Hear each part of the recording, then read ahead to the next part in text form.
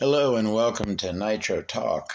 This episode really is going to just be some talk, but I got to share this story with my fellow Nitro people.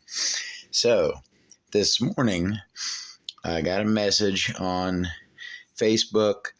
Someone asked me a question about an engine. It's actually an old Hot Bodies 12, pretty rare engine. You don't see them too often. But it, like a lot of older small blocks, like this old OSCZ here, has a bolt-on carburetor. Okay, so we were discussing that. He's asking some questions, and to show him some things I was talking about, I pulled off the little CZ here off the shelf. As you can see, I don't know why. I've got a few that back in the day, these were doll stands, actually. I was looking for a way to display engines, and, I thought that these worked pretty good. The part that goes around the doll's body, you can just sit that around part of the cooling head in between a couple of the fins, and they work pretty good as engine stands, I think. So anyways, I bought these back in the day, and I got I got a little shelf with a few engines like this sitting on it. So I pulled this off the shelf to show him a couple things about these bolt-on carburetors, okay? So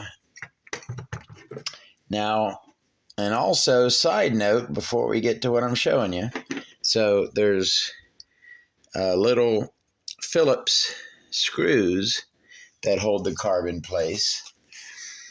And as you can see, let me see if I can get it to the camera. The one of these looks fine, but the other one is pretty much cashed, no grip left. So these screws have been in and out, okay? This carb has been removed. It's not like this carb has, the point of showing you that screw is, it's not like this carb was locked in place and then never removed. It has been removed, okay? So OS, who made and assembled the engine, didn't see it. Quality control, whoever at OS, didn't see it. The person who stripped out that screw by removing that carb so many times didn't see it. But I, probably 40 years at least, the CZ, that's an old one, 40 years after that engine was manufactured, when I go to put the carb back on it, what do I see but look at that monster shaving in there, left over from when they drilled those holes to attach the carb, the holes I'm just talking about. Let me find my flashlight so I can. You gotta see this thing. This is literally the biggest metal shaving I've ever seen inside an engine. What the heck? Can't. Oh, you know what? Let me move this.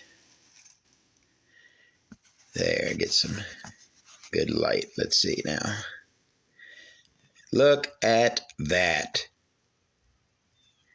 You see that? It's, God dang it. Light is falling.